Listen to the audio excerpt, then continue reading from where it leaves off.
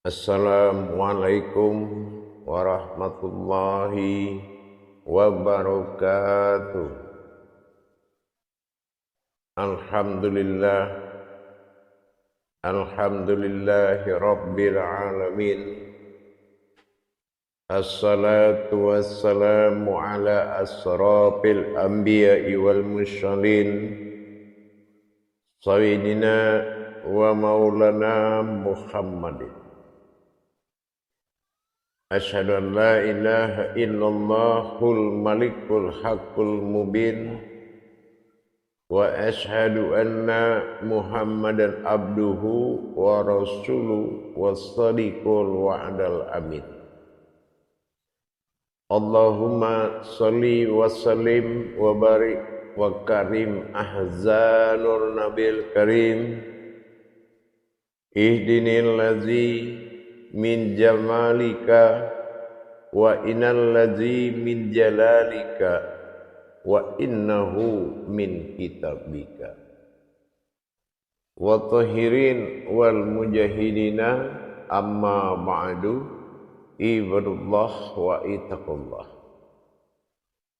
Bersyukur kita kehadirat Allah dengan mengucapkan alhamdulillahi rabbil alamin atas segala limpahan karunia, rahmah dan hidayahnya, serta dengan izin dan ridhonya juga kita dapat menjalankan amanahnya bertolabul ilmi demi meningkatkan iman dan takwa kita kepada Allah Subhanahu wa ta'ala. Bersalam kita tidak akan pernah terlupakan. Marilah sama-sama kita panjatkan kepada junjungan kita Nabi Allah Nabil Akhirul Zaman Rasulullah Muhammad sallallahu alaihi wasallam. Atasnya kalimahnya kita kalamkan dengan membacakan Allahumma sholli ala sayyidina Muhammad wa ala alihi Sayyidina Muhammad. Alhamdulillah, bertemu lagi dengan saya, Guru Mursyid Syekh Nur Muhammad Buya Irwan Maulana Al-Khalidi, Pasaman, Sumatera Barat, Indonesia. Dalam lindungan Yayasan Islam Hidayatul Mubarakah, tentunya dalam masa syiar kita, wadah syiar kita, yaitu YouTube Buya Pasaman Timur, berkumandang dalam makom majelis zikir Ma'rifatullah Indonesia. Alhamdulillah kepada hadirin hadirat kaum muslimin dan muslimat dimanapun berada, jamaah rahimakumullah.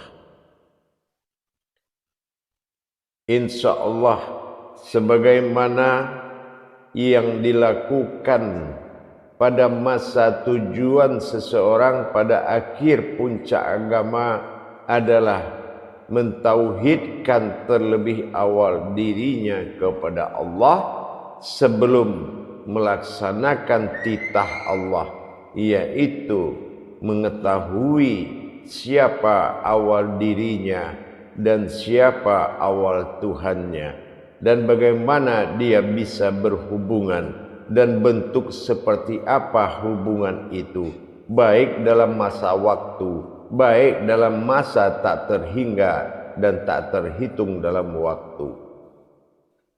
Dalam hal ini, bagi saudara-saudaraku para aulia wa ulama, para al-ustad dan para syarak-syarak, para pembuka agama yang selalu dalam pencarian pelaksanaan pekerjaan ma'rifatullah kepada Allah, perlulah saya sampaikan dan saya ingatkan dalam waktu dan pertemuan kita ini, yaitu tentang pentingnya dalam berma'rifatullah itu ada hal-hal yang harus kita jaga dan ada hal-hal yang wajib kita jalani dan wajib kita jaga.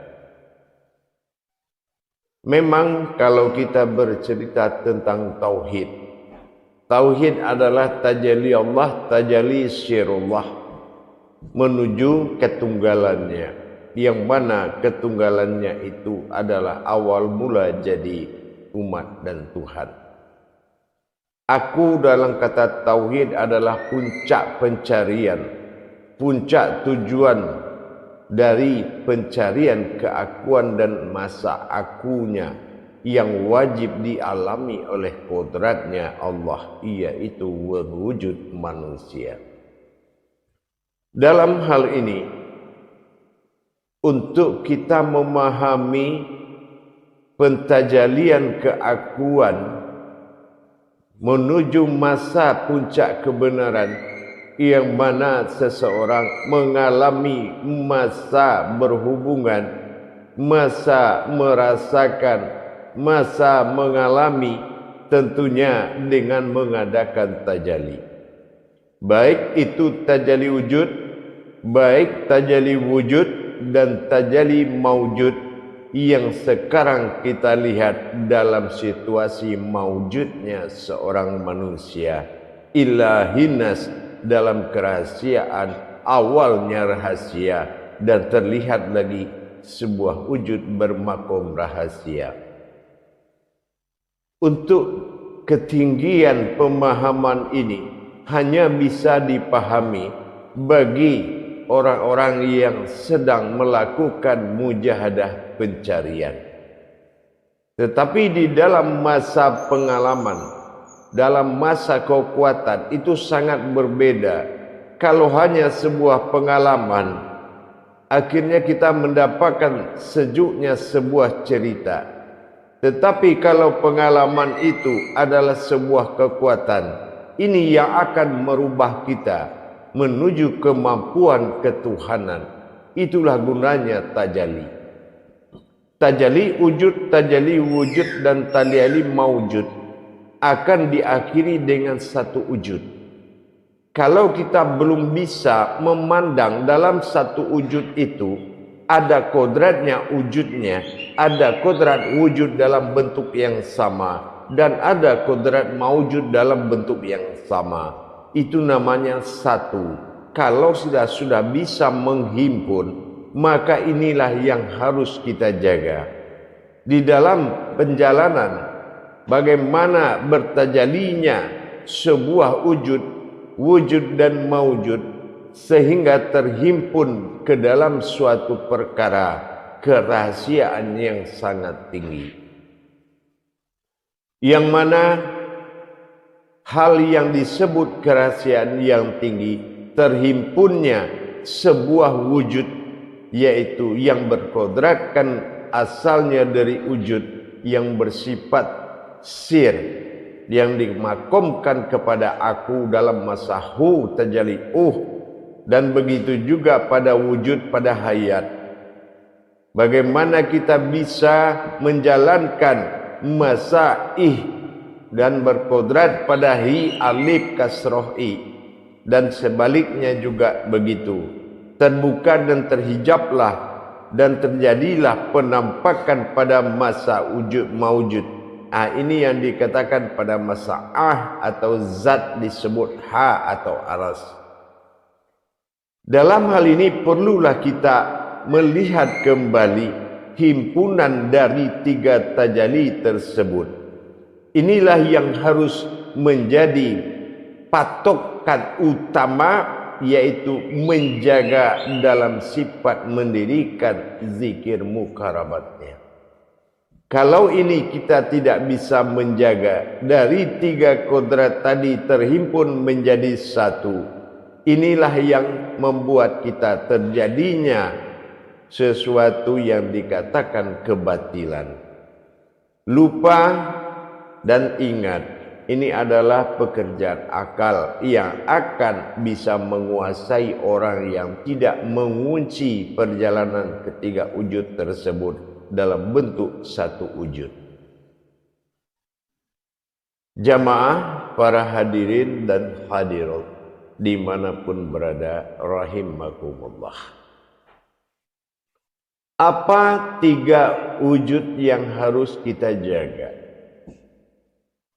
Kita menjaga 3 buah kodrat dari tajalli wujud, wujud dan maujud menjadi satu wujud. Yang akan kita jaga jangan terjadi perbedaan lagi antara wujud, wujud dan maujud. Nah, ini yang dikatakan kodrat ada dan tiada, yang tidak mungkin lagi menjadi 2 kodrat, tetapi sudah menjadi 1 kodrat. Dengan kita menjaga 3 kodrat di dalam 1 wujud. Pertama, kodrat yang harus dijaga, kata Allah dalam qudsinya, marhalafil mukharabatun firruhi. Waspadailah olehmu tentang apa yang dikatakan ruhi atau hayat. Nah, ini dalam 1 wujud. Yang kedua, amalahu firmahalatatun ala mukharabatun fis sirri. Diwajibkan kita melaksanakan amal untuk menjaga mana yang dikatakan sirri atau rahasia pada wujud yang sama. Yang ketiga, Allah katakan wa amalahu firmahalatun wal muqarabatun fil qalbi. Beramallah kamu atau berbuatlah kamu kepada sebuah penjagaan terhadap yang dikatakan qalbi. Mana yang dikatakan qalbi atau hati? Dari 3 kodrat inilah yang dihimpun menjadi 1 wujud. Apa yang berawal dari aku, yaitu yang dikatakan hu dan ih tadi. Ini yang telah akan mewujud pada 3 kodrat. Bagaimana kita melaksanakan penjagaan ini? Tentulah kita dengan mendirikan zikir sir mukharabat. Bukan amalau fil mukharabatun, tapi wasitin al mukharabatun. Kita mendirikan zikir. Bagaimana kita melihat yang satu berwujud yang satu dari kodrat yang 3. Siapa yang dikatakan satu, kita lihat kepada sifat aku jatuh kepada la.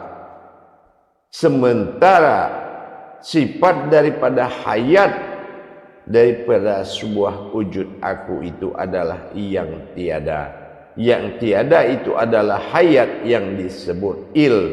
Maka kodrat yang menyatu di dalam suatu 3 wujud tadi menjadi kodrat la'il. La bersifat aku, alif kodrat kasroh i, ini yang mengatakan hayat.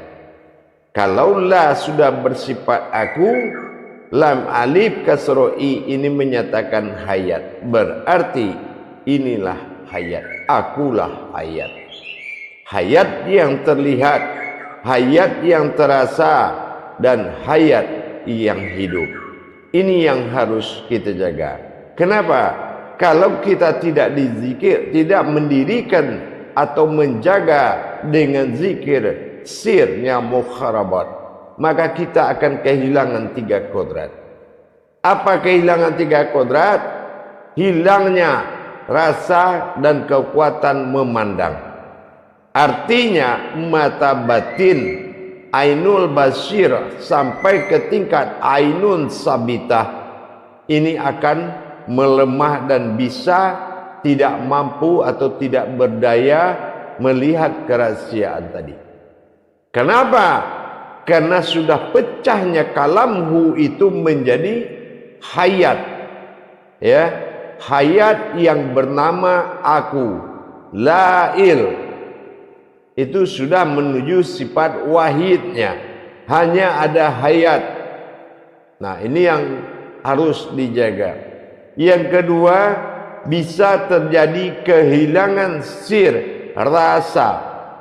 Nah, ini juga diakibatkan nanti tidak dikunci dengan mendirikan zikir mukharabat, sir mukharabatnya. Sebaliknya juga begitu, kita tidak akan mampu mengenal kodrat. Ini yang ketiga, kemampuan untuk melihat ini wujudnya Allah itu tidak akan ada, selalu dibantah oleh akal, selalu dibantah oleh hati, selalu dibantah oleh nafsu. Kenapa? Kekuatan lahir dari tajalli wujud-wujud dan maujud tidak menjadi satu wujud yang disebutkan nilai aku atau la'il. Ini yang mengakibatkan lepasnya pertahanan pandangan, rasa dan pengakuan yang selalu ragu. Ini akan lepas sehingga timbullah kebatilan. Dengan demikian, maka wajiblah bagi kita untuk menjaga dengan zikir mukharabatun fil illa.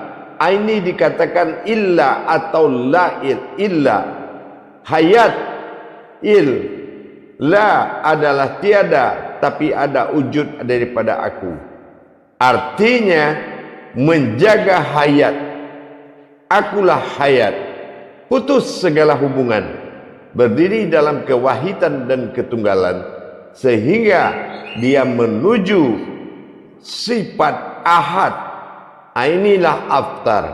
Kalau dia sudah memperlihatkan aftarnya, maka nyatalah hayat ini dipandang, nyatalah hayat ini dirasakan, nyatalah ayat ini diakui. Kenapa? Karena sudah mengalami tauhid, berhubungan, sudah mengalami tafrid, merasakan, dan sudah mengalami tajrid, yaitu mengalami. Jadi tidak bisa lagi ada bantahan. Kemampuan untuk mengakui titah Allah pada diri hanya dengan datangnya kekuatan Allah. Tidak ada sesuatu pun yang bisa mengakui dengan kekuatan batin apapun, dengan kekuatan marifat apapun. Kenapa? Karena kaji wujud-wujud dan maujud belum sudah ada sebelum titah kun dan fayakun itu ada. Kun fayakun adalah awal daripada usul, akhir daripada asal. Awal daripada usul apa? Ini sudah terjadi, sudah ada. Begitu dia terjadi pada awal, inilah yang dikatakan terjadi pada Yasin 82. Apa yang 82? Ini dikatakan 10 kodrat Allah, 7 bersifat dan 3 dalam berkodrat. 10 suatu amal besar. Untuk itu barulah kita paham kalau la'il ini adalah suatu kekuatan wahyu, ya, yaitu kadarnya. Kadar la'il ini adalah kadar wahyu. Apa kadar wahyunya? Dia itu sebuah hayat yang lebur jadi ayat. Ingat, sebuah ayat yang lebur jadi hayat dan kembali menjadi ayat. Ini yang dikatakan wahyu. Makanya Al-Quran itu wahyu. Wujud dari Al-Quran adalah kalimatul haq. Siapa kalimatul haq? Adalah kodrat dari manusia itu sendiri. Makanya ada kata la'il. La'il adalah kodrat ketunggalan Tuhan yang akan bersekutu dengan sifat ketuhanannya yang diberikan asma bernama Allah. Ini kita bertemu di kata syahadat. yaitu la'il. La adalah aku, ya, il, ini adalah hayat. Akulah yang hayat. Tidak ada lagi yang hayat melainkan aku semata. Hayat itu terlihat jelas. Ilaha, kalau sudah laha berarti ini yang dizahirkan dalam keakuan. Yang dizahirkan dalam keakuan menuju martabat Allah. Kalau lailnya masih kosong, belum lagi terwujud dia sebagai kodrat yang ada dari sirhu, maka dia belum bisa menamakan ketuhanan dalam sifat hayat. Karena yang hayat itu hanya satu, yaitu aku. Inilah yang dikatakan la'il. Luas sekali. Kalau memang sudah la'il ini laha, la'il laha, barulah ilah, baru naik ketuhanannya yang bernama Allah. Di sini naiklah zahir laha untuk ilah menjadi ilah. Jadi bertajali kepada laha. Jadi barulah di sini dikatakan aku wujud di dalam zahirku sendiri. Nah, ini yang dikatakan ketuhanan. Tapi kalau zahirlah atau nyatalah aku pada diriku, ini namanya bukan ketuhanan, tapi keakuannya, akunya. Jadi beda penempatannya. Dengan demikian,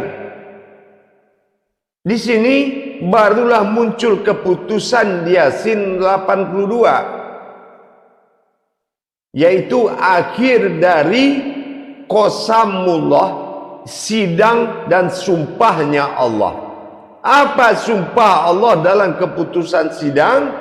Yaitu innama amruhu, barulah atas nama amruhu.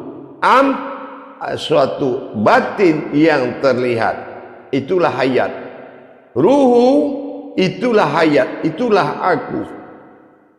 Di sini baru kita bertemu wujudnya, yang aku itu dinamakan lahu. Nah, apa yang dikatakan lahu?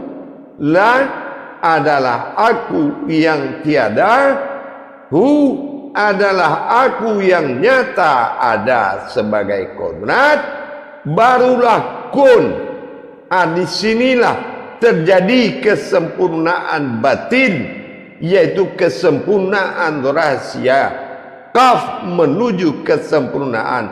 Alif sir tidak berupa dalam kun. Nun hayat. Inilah wujud yang ada di dalam kun itu sendiri. Yang satu berkodrat Tuhan, aku. Yang satu lagi berkodrat ketuhanan. Inilah dia. Faya kaum, itu berwujud dia, yaitu ketuhanan dan aku.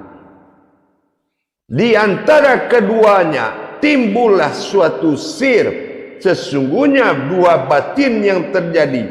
Kun sir tidak beralif, fayakaun sir tidak beralif, tetapi waw hayat di situ menyatakan kodratnya dia. Di mana kodratnya dia? Yaitu di dalam fa'ya. Nah, di sini dikatakan fa'ya. Ya adalah sir qalbi, wujud kita dinamakan ya. Fa adalah sir, rahasia. Maka berdirilah qalbi atau tempat yang rahasia, wujud yang rahasia, yang berwujud kepada dia dan wujud kepada aku. Inilah batin sir. Siapa batin sir? Inilah yang mengkaji. Siapa yang dikaji? Kun fayakun, sifat pada aku dan ketuhananku. Tetapi yang menyatakan kajian itu ada adalah yang duduk batin sirfa yang menjadi kolbinya ya, yang berwujud kepada semua kodrat yang ada.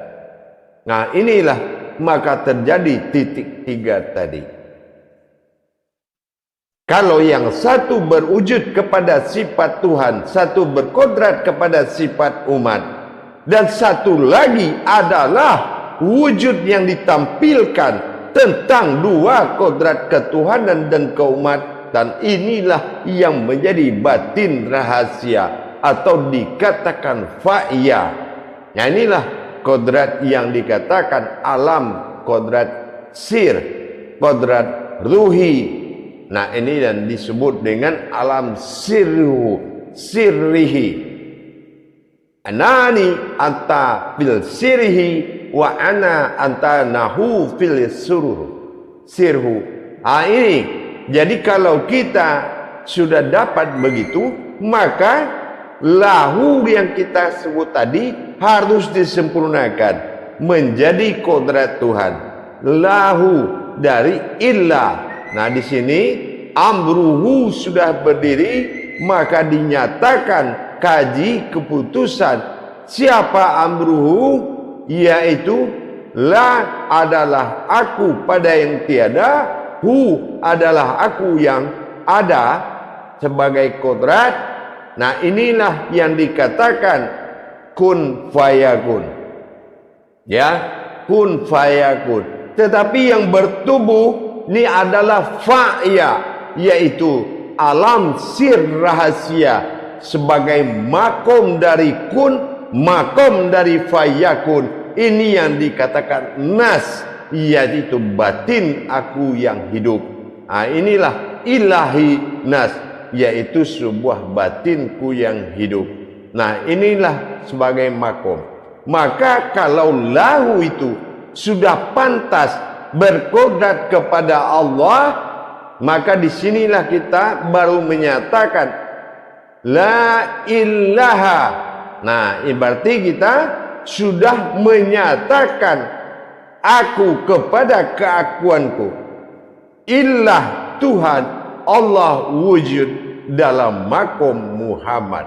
Nah ini barulah kita memuji diri kita berkodrat kepada pujian Muhammad. Kita puji diri sendiri berkodrat pada Muhammad. Kita merasa dipuji oleh diri sendiri, merasa kodrat aku.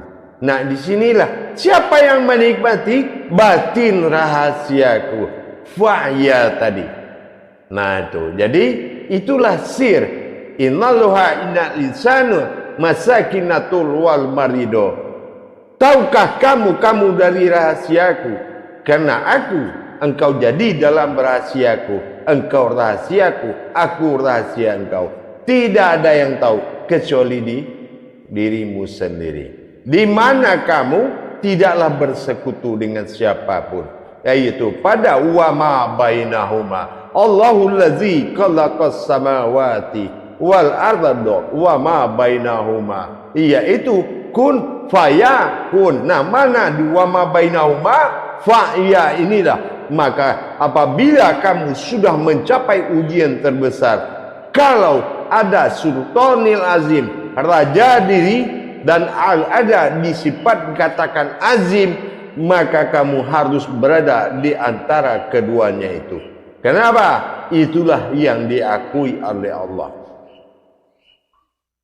Tidak akan pernah kamu mendapatkan si wujud umat sebagaimanapun kamu taat, dan sebagaimana tidak akan pernah kamu mendapatkan sewujud Tuhan, karena ini adalah tingkah dari diri wujud satu aku. Ketingkahanku bersifat aku, artinya kita hanya dijadikan sebuah hayat yang menyaksikan kebesaran ketuhanan dan keumatannya.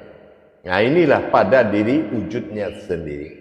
Ini yang harus kita jaga. Maka dari itu kita wajib mendirikan sir zikir muharabat. Saya himbau kepada semua yang bertajali, yang mempelajari ilmu tauhid, tingkat ilahiyah, tingkat siriyah, tingkat ghairiyah, jangan lupa menjaga kodrat itu, karena kodrat itu sudah nyata pada dirimu.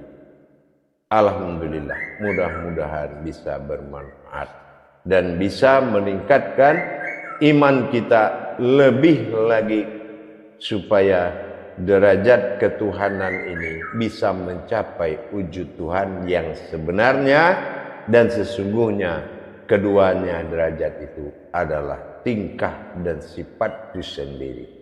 Insya Allah, barang siapa yang mencapai rahasia itu, maka sesungguhnya dia telah menjadi rahasia Allah. Allah bukan sesuatu yang dirahasiakan, dan kamu bukanlah orang yang merahasiakan Allah, tetapi kita adalah wujud dari rahasia Allah. Insya Allah. Akhirul kalam, wabillahi taufiq wal hidayah. Wassalamualaikum warahmatullahi wabarakatuh.